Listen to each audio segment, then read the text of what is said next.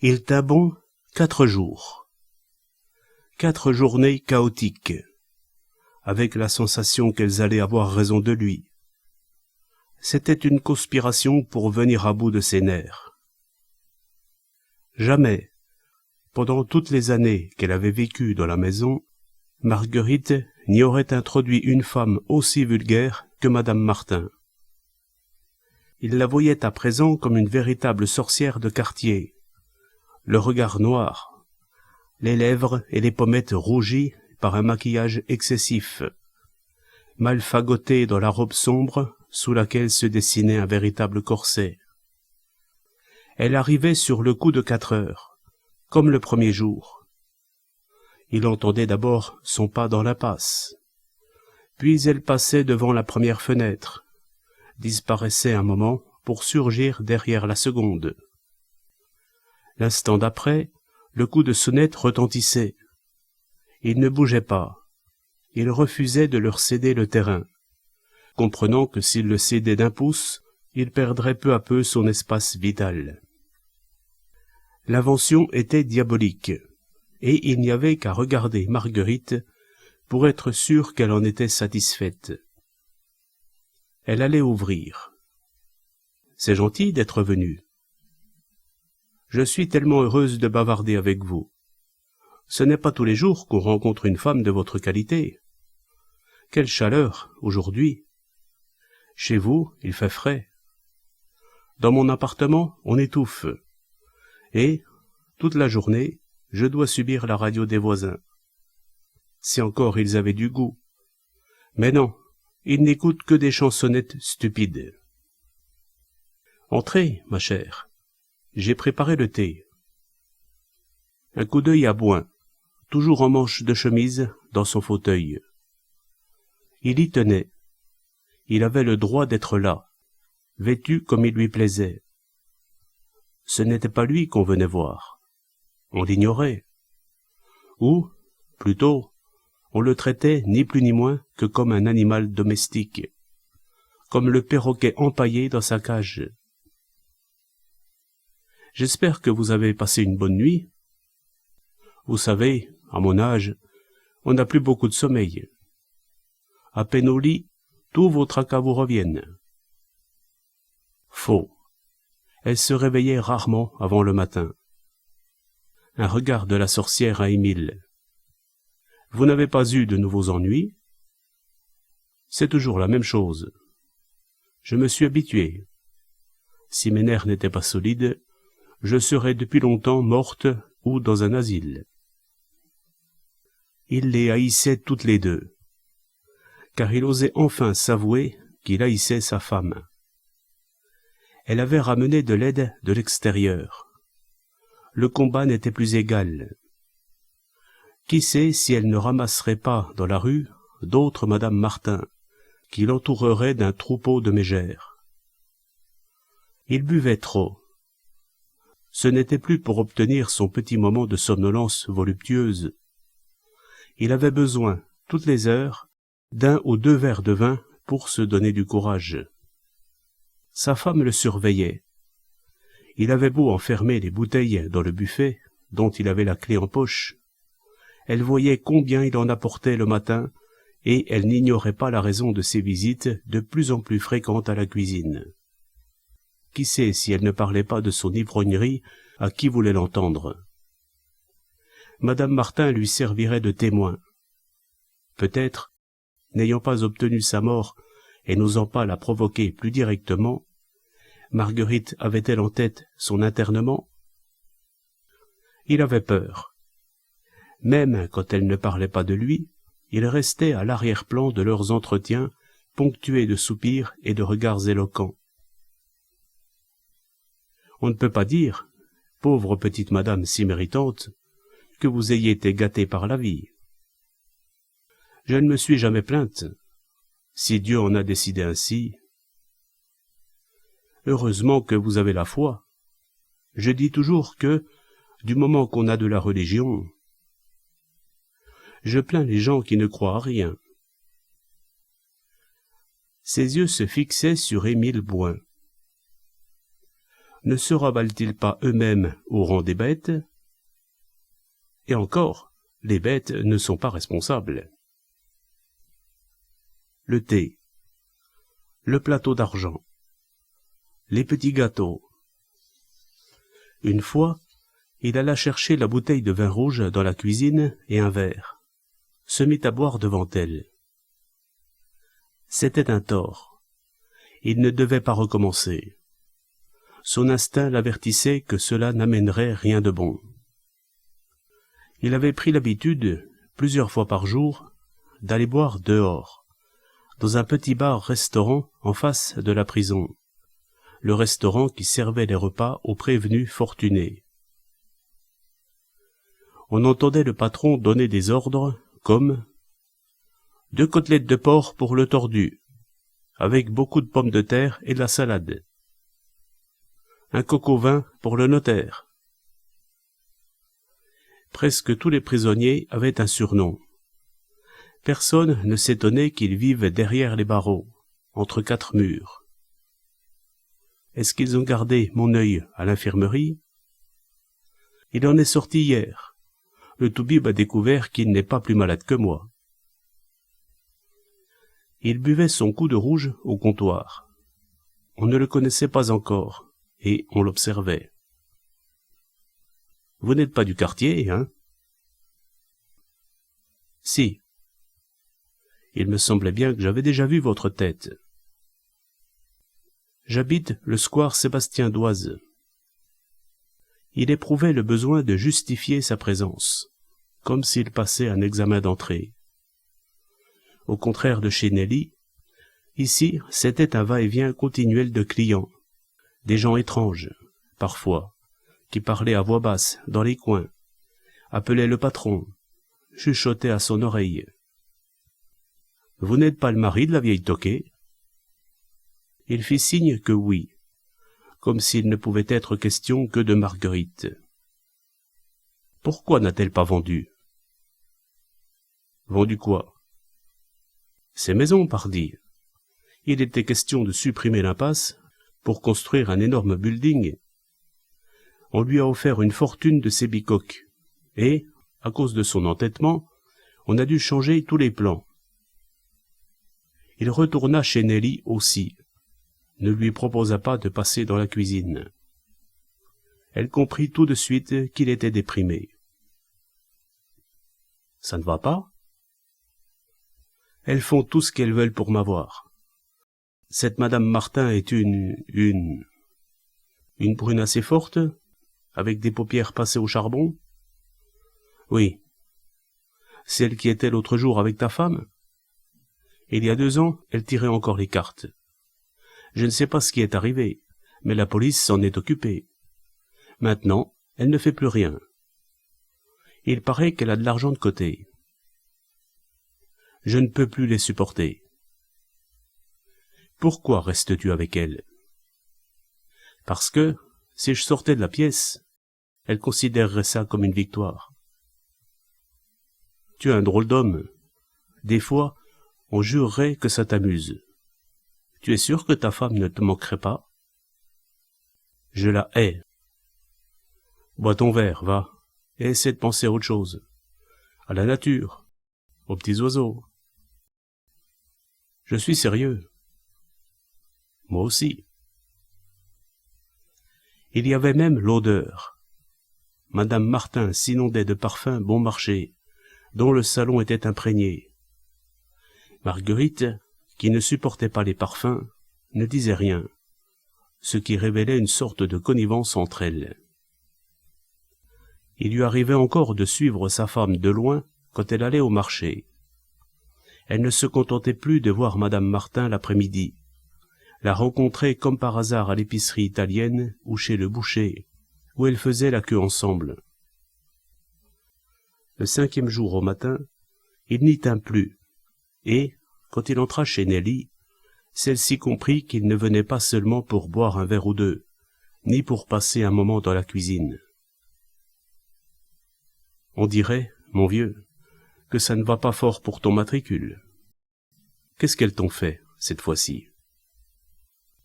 Il faut que je te parle. Gêné, il n'osait pas en arriver au fait. Tu comprends, un homme a quand même sa dignité. Elle rigolait en dedans. Elle connaissait mieux les hommes que lui, et savait par expérience que, quand ils parlent de leur dignité, c'est que les choses vont mal. Serre-moi à boire. C'est ton 4e verre? Toi aussi? Pourquoi dis-tu ça? Parce que ma femme tient le compte de ce que je bois. Elle m'observe du matin au soir. C'est pire que si j'étais encore un enfant qui se traîne par terre. Quand je rentre, elle s'arrange pour passer près de moi et pour me renifler. La salle de bain est le seul endroit où je puisse m'enfermer. Mon pauvre Émile. Elle ne prenait rien au tragique. Pour elle, ces histoires conjugales se ressemblaient toutes. Alors, tu en étais à ta dignité. Combien de chambres as-tu là-haut? Elle fronça les sourcils, car elle ne s'attendait pas à ça. 2. Pourquoi? Il poursuivit, honteux, à voix basse. Je suis un vieux bonhomme, je sais. Je ne te propose pas de vivre avec toi comme 2 amants? Bon. Et d'abord, sache, mon garçon, que je n'ai jamais pu dormir avec un homme. C'est une question de peau, l'odeur. Faire l'amour à la sauvette, d'accord. Mais suer côte à côte, se heurter à un bras ou à une jambe quand on ne s'y attend pas, non. J'ai essayé au début avec Théo. C'était mon mari. À cause du fonds de commerce, on était passé à la mairie. Eh bien, après quelques jours, je l'ai prié d'aller s'acheter un lit.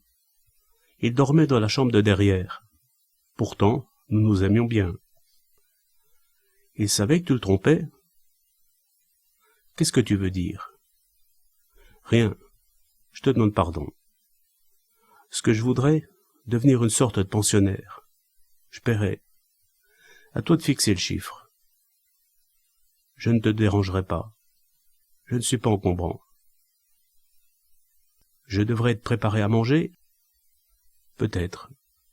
J'aimerais mieux. Mais, s'il le faut, je mangerai dehors. Pendant combien de temps? Je ne sais pas. Peut-être toujours. Elle te tracasse tant que ça, ta vieille femme? Elle réfléchissait. Combien serais-tu disposé à payer? Peu importe, au point où j'en suis. Je touche une bonne pension de la ville. J'ai des économies.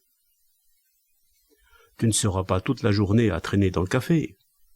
Les clients n'aiment pas ça, tu comprends? Je comprends. Je ferai ce que tu voudras. Et s'il vient des copains? Il regarda la porte de la cuisine. C'est ton affaire. Tu ne deviendras pas jaloux? Pourquoi deviendrais-je jaloux?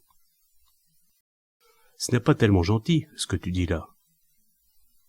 C'est vrai. Donne-moi le temps d'y penser. Combien de temps? Mettons, jusqu'à ce que tu passes, demain matin. Ça ne pourrait pas être aujourd'hui. À ce point-là? Il ne répondait pas, mais il paraissait au bout de ses forces, et son regard était suppliant. Bon, repasse dans une demi-heure. Combien te dois-je? Autant commencer tout de suite une ardoise. Comme pour les habitués, dont elle inscrivait les consommations dans un carnet. À quelle heure te lèves-tu? À 6 heures. Je peux me lever à n'importe quelle heure. Je rentrerai les poubelles, ouvrirai les volets, balayerai le café. J'ai l'habitude. Va te promener un moment. Il obéit, anxieux comme il ne se souvenait pas de l'avoir été. À ses yeux, c'était la seule planche de salut. Chez Nelly, il ne penserait plus à Marguerite, ni à Madame Martin, ni aux menaces qui pesaient sur lui dans la maison de l'impasse. Nelly le comprenait. Elle comprenait tout le monde. Elle était sans préjugés et ne voyait que le bon côté des gens et des événements.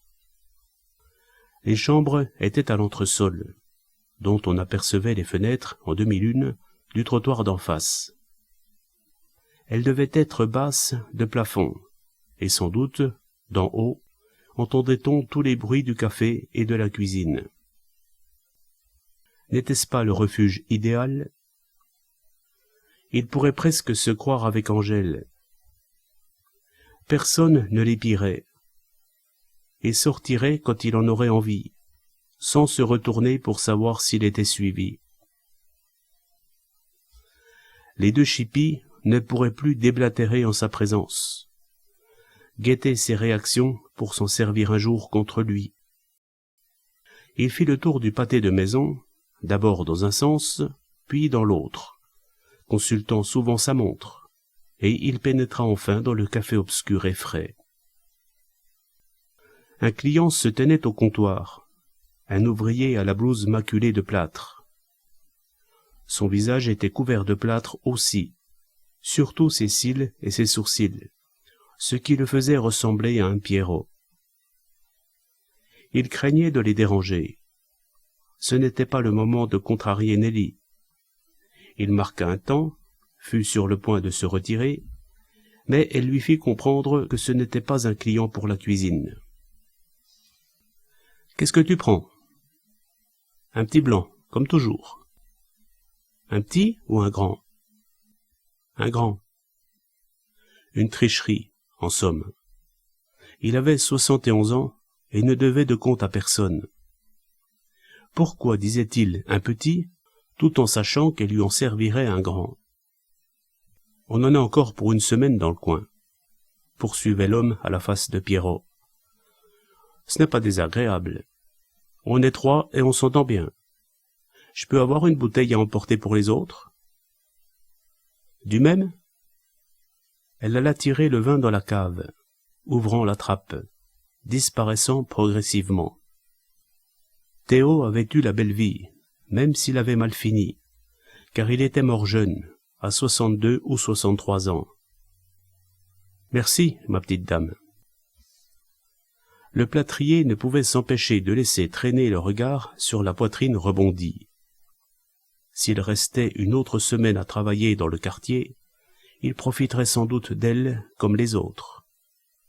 Il était très blond, à peine âgé de 30 ans, avec des yeux rieurs. Alors, on va essayer. Quand puis-je venir? Quand tu voudras. Il me suffit de refaire le lit.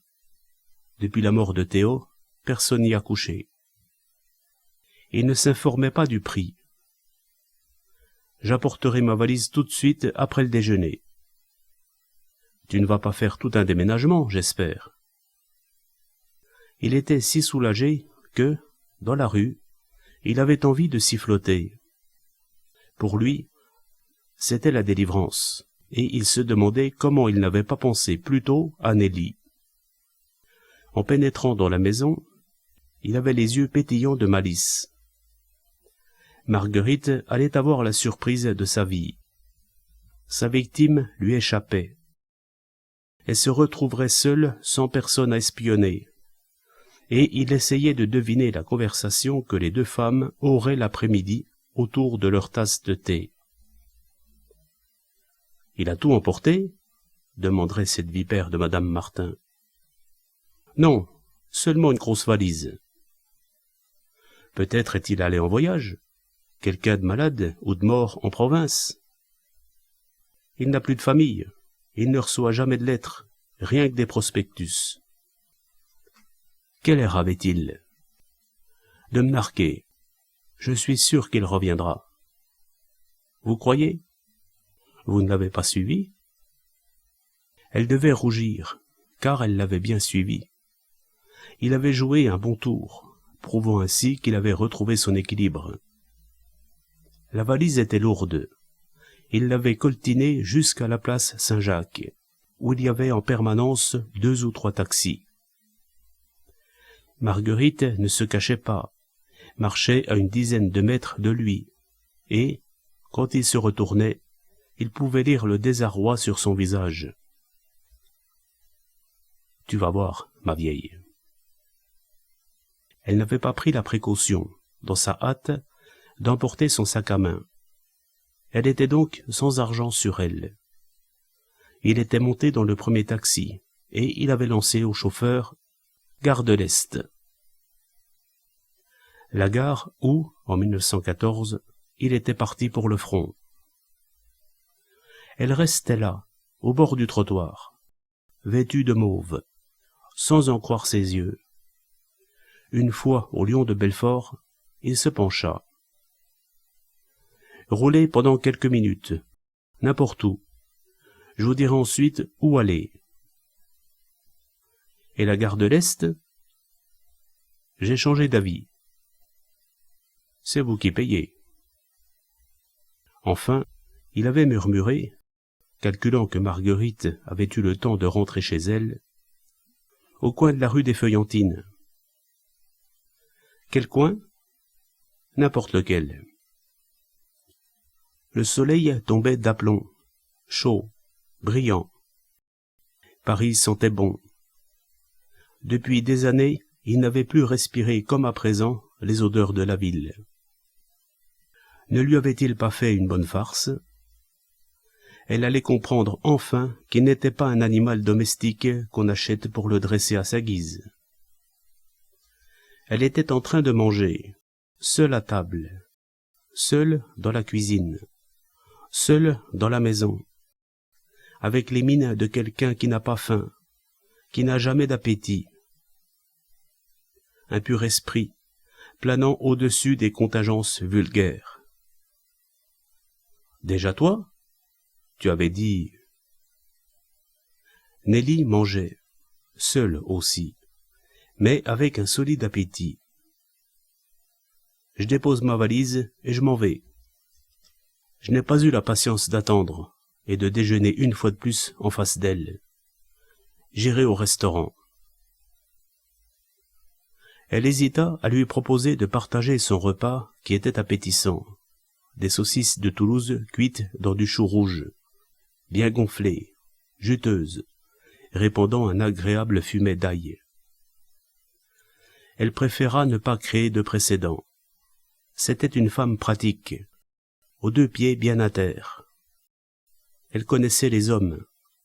Si elle s'entendait avec eux, c'est qu'elle ne leur en demandait pas plus qu'ils ne peuvent donner. Bon appétit. Toi aussi. Il lui souriait avec reconnaissance et s'éloignait, rajeuni. Pendant toute son existence, il s'était créé, souvent sans s'en rendre compte, des habitudes successives, un emploi du temps plus ou moins rigoureux. Cela durait des semaines, des mois ou des années, pour faire place, sans raison apparente, à un rythme différent, à d'autres règles, à d'autres horaires ou à de nouvelles manies. Il y avait eu la vie chez ses parents, jeune homme d'abord, puis dans les premiers temps de son mariage avec Angèle. Une vie à quatre, pas toujours facile, car sa mère supportait mal la présence de sa bru. Quant à son père, prudent ou résigné, il évitait d'intervenir. Sa mère, en particulier, se montrait stricte sur l'heure des repas et, quand elle cuisinait, elle ne voulait voir personne autour d'elle. « Va te promener, c'est de ton âge, j'aime mieux ça que de t'avoir dans les jambes. » En conséquence, il vivait beaucoup dehors. Il marchait, les quais leur étaient familiers, de Charenton au Pont-Neuf, et il leur arrivait d'y déambuler tard dans la nuit. Lorsqu'ils avaient loué leur appartement, au-dessus d'un café, ils avaient beaucoup mangé au restaurant, soit parce qu'Angèle s'était rendormie, soit parce qu'ils avaient envie d'un plat spécial. Ils s'amusaient de découvrir des bistrots sympathiques et pas chers, où les clients avaient leurs serviettes dans un casier.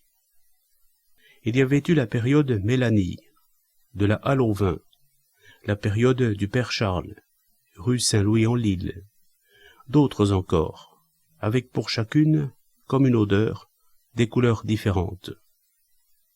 Il en avait été de même pour les dimanches. Un printemps, il avait acheté une moto qui les emportait dans la forêt de Fontainebleau. Mais, après avoir échappé de justesse à un accident, Angèle avait été prise de peur et il avait revendu la machine.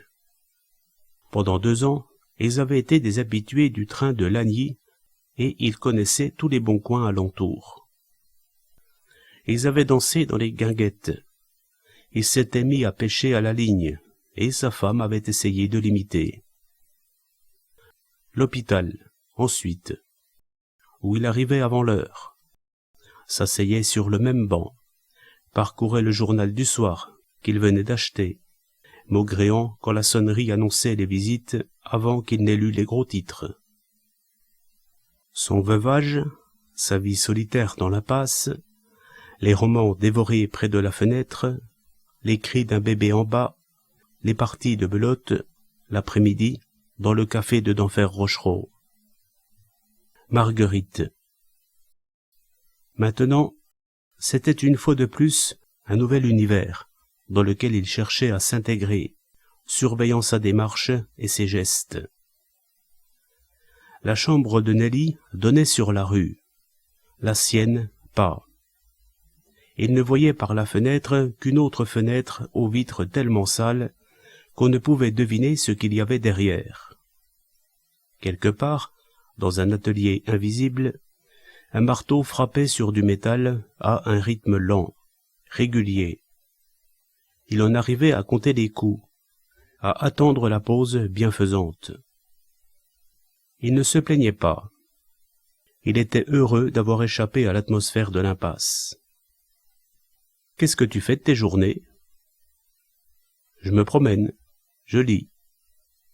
Si tu n'y vois pas assez dans ta chambre, tu peux t'installer chez moi, près de la fenêtre, à condition de ne pas fumer tes mauvais cigares. » À elle, il n'en voulait pas comme il en avait voulu à Marguerite. « Je ne demande qu'à te donner un coup de main. »« On verra. » À son expression, on devinait qu'elle ne se félicitait pas tellement d'avoir accepté sa présence. « Enfin, t'es un drôle de bonhomme. » Il avait acheté des livres d'occasion, 5 ou 6, toute une provision. Pour la première fois, il était retourné au café de la place Denfert Rochereau. Le patron l'avait reconnu. « Tiens, c'est vous. Vous avez été malade ?» Il le regardait avec sollicitude, comme si Bouin avait mauvaise mine. C'était vrai qu'il avait beaucoup maigri ces derniers temps. Cela se marquait surtout au cou. Le col de ses chemises bâillait, découvrant une pomme d'Adam saillante, avec de la peau qui pendait des 2 côtés. Il regardait vers la table proche de la fenêtre, où ses copains avaient l'habitude de jouer aux cartes. « Vous cherchez les anciens ? Le grand Désiré est mort, voilà 1 an. Le colonel, comme on l'appelait, bien qu'il n'ait jamais été que sergent-major, qu'a-t-il eu? Un malaise, dans la rue. Le petit gros, attendez, j'ai son nom au bout de la langue. Loireau, Voiron, celui qui a tenu une papeterie à la porte d'Orléans. Peu importe, il est retourné dans son village, en Dordogne, où il a de la famille. Je ne sais pas ce que les autres sont devenus. Ça va et ça vient. Qu'est-ce que vous prenez? Un Bordeaux rouge. Joseph, un Bordeaux rouge. Et vous, content? Les choses vont comme vous le voulez? Je ne me plains pas. Votre femme est morte, n'est-ce pas? À la suite d'un accident. Vous voyez que je me souviens de mes clients. Leur nom m'échappe parfois, mais j'ai la mémoire des physionomies. Vous habitez toujours le quartier? Près de la place Saint-Jacques. Ce n'est pas vous qui... J'y suis. Vous avez épousé la propriétaire de tout un square. Seulement une rangée de maisons, rectifia-t-il. Ça représente quand même un beau paquet. On bâtit un nouvel immeuble en face, est-ce exact? Pas encore. Les travaux n'ont pas commencé. Certains locataires ne déménageront que le mois prochain. Vous cherchez des partenaires pour faire une partie? Je n'y tiens pas. Ils ne connaissaient pas les joueurs qui avaient pris la place de ceux d'autrefois. Ils étaient plus jeunes. Ce sont des bridgeurs. Ils sont là jusqu'à 8 heures du soir. Les joueurs de belote arriveront vers 4 heures. Il retourna rue des Feuillantines en faisant un long détour pour traverser le parc Montsouris. Il faillit passer par la rue de la Santé pour apercevoir de loin la maison du bout de l'impasse. Mais c'était une idée ridicule, et il y renonça. Il entra par le couloir des locataires, entr'ouvrit la porte de la cuisine pour lancer. « Je monte !» Il se montrait discret. À peine arrivé, il craignait qu'on se lasse de sa présence, semblait vivre sur la pointe des pieds. Il lut, sortit un moment pour fumer un cigare, remonta et regarda les gens passer dans la rue. Il aimait l'odeur qui régnait dans la chambre de Nelly, une odeur assez forte, qui lui rappelait les courts moments passés avec elle dans la cuisine. Vers 7 heures, il descendit à nouveau, pour aller dîner. Elle se tenait derrière le comptoir, face à une demi-douzaine de clients. Il mangea en lisant son journal, imagina Marguerite dans sa cuisine toute seule, à moins qu'elle n'ait invité Madame Martin. Cela l'aurait amusé d'être caché dans un coin, comme Madame Martin était arrivée. L'après-midi, sur le coup de 4 heures. Bon débarras, avait dû soupirer Marguerite. Moi, je trouve le procédé honteux, après tout ce que vous avez fait pour lui. Quand je pense que vous l'avez recueilli comme on ramasse un chat dans la rue. Si Madame Martin avait dit cela, elle avait eu tort, car il était préférable de ne pas parler de chat dans la maison. Elle avait peut-être parlé d'un chien. Vous n'avez pas un peu peur, dans l'état d'esprit où il est? Peur de quoi? Je ne sais pas. Un homme qui n'a pas toute sa tête à lui. Sa femme avait-elle entendu, quand il avait dit au chauffeur de le conduire à la gare de l'Est? Si oui, elle se demandait où il avait bien pu aller. Il ne connaissait personne dans l'Est, ni dans la banlieue, ni dans les villes plus éloignées. Il avait fallu la guerre de 1914 pour qu'il prenne le train dans cette gare-là. Plus tard, avec Angèle, il n'était jamais allé plus loin que Lagny. Quand il rentra, Nelly mangeait à un bout de la table. « Tu as bien dîné ?»« Une autre côte et des frites. »« J'adore les frites, mais je n'en fais jamais, parce que ça empeste, et que les clients n'aiment pas ça. Il m'arrive d'aller en manger le dimanche, quand je me décide à quitter la maison. Qu'est-ce que tu fais les autres fois? » Je dors, j'écoute la radio, je lis, pas beaucoup, car les livres ne me passionnent pas. Ce sont toujours les mêmes histoires, et il n'y a presque rien de vrai là-dedans. À quelle heure fermes-tu? Quand j'ai envie de me coucher. Dans la soirée, il ne vient presque personne. Un client de temps en temps. Un petit verre sur le pouce. C'est toujours bon à prendre, vu que je n'ai quand même rien à faire. Je te laisse. Pourquoi? J'ai peur de te déranger. Je te l'ai promis. Au fond, t'es un timide. Je ne l'aurais jamais cru. Tu n'es pas allé rôder du côté de la rue de la Santé, par hasard? Jamais de la vie. Pourquoi y serais-je allé? Je ne sais pas. Peut-être pour apercevoir ta femme de loin, pour savoir comme elle a encaissé le coup. Tu veux que je te dise? Vous avez autant besoin l'un de l'autre que de jeunes mariés. Ne proteste pas, tu verras. Je ne te donne pas 15 jours pour que tu sois chez elle. J'aimerais mieux, je ne sais pas, n'importe quoi. Mettons que je me trompe. Tiens, Pendant que je fais ma vaisselle, tu peux porter les poubelles sur le trottoir. Tu les trouveras dans la cour, au fond du couloir. Celles qui ont un cercle rouge. Chaque locataire a sa couleur, ou ses initiales. Sinon, on ne s'y retrouverait pas et on scoltinerait les saletés des autres. Elle lut le journal, interrompu 2 fois par un client, et les 2 fois il s'éloigna, pour le cas où elle aurait besoin de la cuisine. Dis donc, tu as fini d'entrer et de sortir comme les bonhommes des baromètres suisses? Qu'est-ce que t'imagines? Que j'offre mon cul en prime à tous les clients? Bon, tu n'es pas le seul, et il y en aura d'autres. Mais, comme je le fais pour mon plaisir, j'ai le droit de choisir. Ils montèrent vers 10 heures. C'est lui qui avait fermé les volets. Tu te couchais de bonne heure aussi? Oui, à moins qu'il n'y ait un programme intéressant à la télévision. Moi, je n'ai pas la télévision. Les postes coûtent cher. Il se promit de lui en acheter un le lendemain. Ce serait agréable, le soir, de regarder les émissions à côté d'elle. À son insu, il reconstituait déjà un petit monde assez semblable à celui qu'il venait de fuir. Je n'ai pas de baignoire, seulement une douche. Cette porte-ci. L'été, l'eau n'est pas chauffée. Il est vrai qu'on n'a pas besoin d'eau chaude. Elle passait sa robe par-dessus sa tête. La porte de communication était ouverte. Il retirait son veston, sa cravate, attendait, hésitant, avant de se déshabiller davantage. « Qu'est-ce que tu as fait cet après-midi » ? J'ai pris un verre place d'Enfer Rochereau.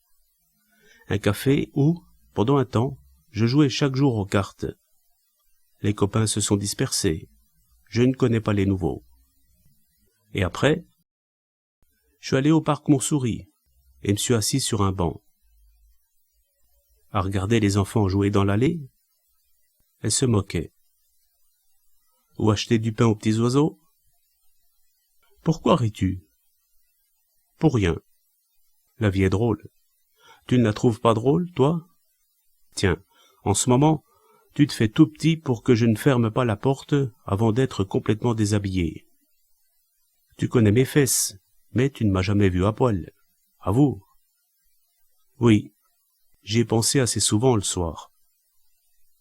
En essayant à t'endormir dans la chambre de ta vieille femme. Bon, si cela te chante, on inaugure ton séjour en faisant l'amour. Pas sur mon lit, ni dans ma chambre. Dans la tienne. Une fois nue, elle remit ses vêtements en place, allant et venant sans aucune gêne. Alors. Oui, murmura-t-il. Tu restes comme ça? Il avait gardé son pantalon et sa chemise. Je préfère. Il n'osait pas se dévêtir davantage. Son visage, à la rigueur, pouvait faire illusion, mais son corps amaigri était celui d'un vieillard et il craignait un regard apitoyé ou moqueur. Comment veux-tu que je me mette? Malgré la présence du lit, ils finirent par faire juste comme en bas, derrière la porte. Bon, maintenant, je m'enferme et je dors. Bonne nuit. Moqueuse, elle lui posa un baiser au milieu du front, et elle se retira dans sa chambre, où il l'entendit se mettre au lit. La journée du lendemain fut à peu près pareille, à la différence que, le soir, la télévision était déjà installée dans la cuisine. En guise de remerciement, Nelly lui avait lancé, quand on avait livré l'appareil, « Tu n'es pas bête, toi ?» Pourquoi? Pour rien. Ça t'aidera à passer les soirées. Vous regardiez la télévision, ta vieille et toi? Oui. Et avec l'autre? Nous ne l'avions pas encore. Le dimanche, elle resta au lit jusqu'à 11 heures du matin, et, quand elle ouvrit la porte, elle était encore engourdie de sommeil. Tu n'es pas sorti? J'attendais que tu te lèves pour t'inviter à déjeuner dans un bon restaurant, où tu voudras, à Paris ou aux environs. Tu es si riche que ça? Ça me ferait plaisir. Tu pourras manger des pommes frites. Que dirais-tu de Saint-Cloud? Il y avait, avant, une sorte de guinguette au bord de l'eau, avec de vrais tonnelles. J'y suis allé avec Théo. Je me demande si ça existe encore. Ils prirent le métro. Ils la voyaient dehors pour la première fois, avec une robe de cotonnade et des souliers blancs. Ils cherchèrent la guinguette le long de la Seine, finirent par la trouver, durent attendre près d'1 heure pour avoir une table. Tu sais quel âge j'avais la première fois que je suis venu? 20 ans? 18. J'étais encore putain, boulevard de Sébastopol. Théo m'a levé comme il aurait levé n'importe quel autre. Nous étions 3 copines au même coin de rue, et, dans l'obscurité, il a choisi au hasard. Après, il n'est pas parti tout de suite. Il s'est mis à me poser des questions. Je n'aimais pas ça. C'est plein de types qui paient une fille rien que pour se faire raconter leur vie, et d'autres qui n'en finissent pas de pleurer sur leur malheur. Il est revenu, m'a proposé de déjeuner tous les deux, et il m'a amené ici. En taxi, s'il vous plaît. Je ne me doutais pas que, 3 mois plus tard, je serais marié avec lui. Ce n'est pas crevant. Aujourd'hui, je me retrouve au même endroit avec toi, qui... Elle ne continua pas. Il aurait aimé savoir ce qu'elle avait été sur le point de dire, mais il n'osait pas insister. Quand ils étaient rentrés, après s'être promenés le long de la Seine et avoir regardé les chalands, elle avait déclaré « Bon, pour une fois, tu peux manger ici avec moi. Le dimanche soir, je me contente de jambon et de fromage. » Ils avaient regardé la télévision. Elle ne comprenait pas le feuilleton, car elle n'avait pas vu les émissions précédentes, et il lui racontait l'histoire. Il n'était monté qu'à 11 heures pour se séparer aussitôt. J'ai hâte d'être dans mon lit. Je parie que j'ai pris un coup de soleil. Ça m'arrive si rarement de sortir. Il lui avait fait la surprise, le lundi matin, de balayer le carrelage, de mettre la cuisine en ordre et de préparer le café avant qu'elle descende. Il se comportait un peu comme un chien qui a trouvé un nouveau maître et qui cherche comment lui plaire. Il avait peur d'être rejeté à la rue, lui aussi, et il soupçonnait les engouements de Nelly de n'être pas toujours de longue durée. Elle le supportait, trouvait la situation amusante. Pour combien de temps? Il se faisait tout petit, rendait de menus services, s'empressait de disparaître quand on n'avait pas besoin de lui. Il retourna au parc Montsouris, où, en effet, il regarda jouer les enfants. Il n'en avait pas eu lui-même. Ses amis, ou plutôt ses camarades, il les rencontrait au café, rarement chez eux, ou alors c'était le soir, et les enfants étaient couchés. Il observait ceci avec étonnement, comme si, passé la septantaine, il découvrait la jeunesse. Ce qui le surprenait le plus, c'étaient les gros mots qu'il se lançait à la tête devant les mères indifférentes. Était-ce déjà ainsi, de son temps? À 13 ans, il n'aurait pas osé dire à sa mère qu'il savait, par des condisciples, comment naissent les bébés. Tiens-toi bien, ne mets pas les doigts dans ton nez, mange proprement. Où es-tu encore allé traîner pour ramasser toute cette boue? Essuie tes pieds. S'il avait eu des enfants, ils seraient aujourd'hui mariés, auraient des enfants eux-mêmes. Boin s'en trouverait-il plus heureux? Était-il malheureux? Avait-il jamais été vraiment malheureux dans sa vie? Square Sébastien d'Oise? Évidemment. Il y avait eu cette période. Il se rongeait les sangs, surtout depuis l'histoire du chat. Sa femme le haïssait. Il la haïssait aussi. Sur un de ses billets, Un jour qu'elle portait sans cesse la main à sa poitrine, comme si son cœur allait s'arrêter de battre, il avait écrit « Tu peux crever ». Le pensait-il? C'était en tout cas en réponse à ses méchancetés. Elle en trouvait de plus subtil que lui, s'arrangeait diaboliquement pour mettre les torts de son côté. Il était établi une fois pour toutes qu'il était un monstre, elle une victime innocente. À quoi bon y penser maintenant? Il lui avait échappé, il était libre, il aimait le petit café au pavé rouge, la cuisine qui sentait bon, les 2 chambres, la place qui était déjà la sienne, pendant la journée, près de la fenêtre en demi-lune. C'était agréable de voir Nelly ouvrir sa porte le matin, lourde de sommeil, dans sa chemise froissée, et le soir, de laisser la porte ouverte pendant qu'elle se déshabillait. « Je peux t'acheter une bouteille de Bordeaux rouge? Il m'arrive, en haut, d'avoir envie d'un verre, et je ne veux pas te déranger. » Du boucher à 1 franc le verre? D'accord. J'irai tout à l'heure t'en chercher à la cave. Voilà. L'existence s'organisait. Il avait trouvé un nouveau coin.